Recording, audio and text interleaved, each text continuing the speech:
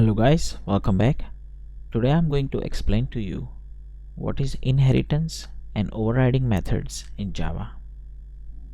Imagine we are a car manufacturing company and our boss has asked us to write an API for Toyota car so any user can automatically drive Toyota. I have written a simple example how that API would look like. I have provided some simple methods, example engine start, drive, apply brake, turn headlights on off, turn signals on off. Now let's say tomorrow our boss says write a similar API for Holden cars. Because all the functions written for Toyota car are so generic that it can also apply to Holden. Does that mean we copy all the same methods into the Holden class? That would be very inefficient. The better way to deal with this problem is to have a generic class, in our case it's called car, which holds all the generic method which can apply to all the cars. Method that is very specific to particular model can remain within a car specific class. So let me copy all the generic methods into car class. Now let's say reversing camera function is only available to Toyota model of the car. So instead of writing it into the generic car class, we can write it within the Toyota class. I have already created Toyota object to show you what methods are available to Toyota. So as you can see, the only method currently available to Toyota class is turn on reversing camera. The reason for that is that Toyota currently does not extend any generic or superclass. So let me extend our generic class.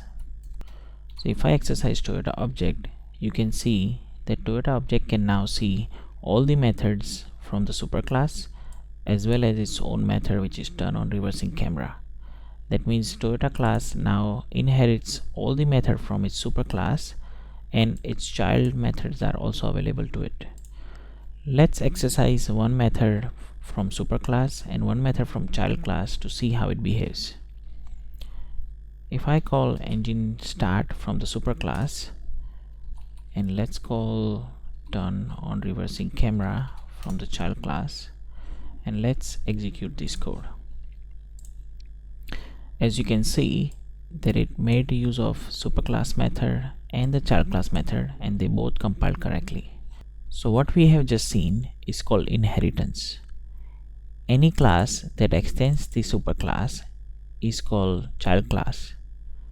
And child class by default inherits all the method from the superclass and also have an access to its own methods. Let me now explain you what is overriding in Java.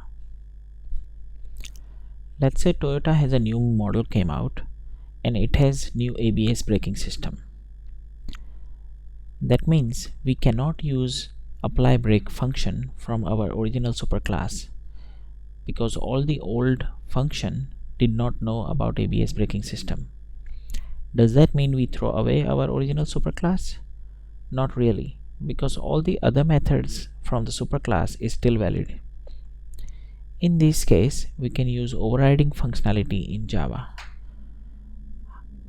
The way the overriding functionality works is you copy the exact same method signature within your child class and make whatever relevant change required. So instead of car brake is applied, we will print ABS brake is applied. So what is going to happen now that whenever a user calls apply brake function, compiler would not look at the superclass brake function. It will always give priority to the child class. That means we have overridden the method that was available in superclass by supplying our own implementation of the same method. Let's see how it works. So if I call Toyota object again from our previous example and use apply brake function and execute the program, you will notice that instead of printing car brake is applied, it is actually printing ABS brake is applied. That means compiler is now taking this function and overriding on top of apply brake from the superclass. So this is called overriding. Now you guys know what is inheritance and overriding methods in Java. Thank you for watching.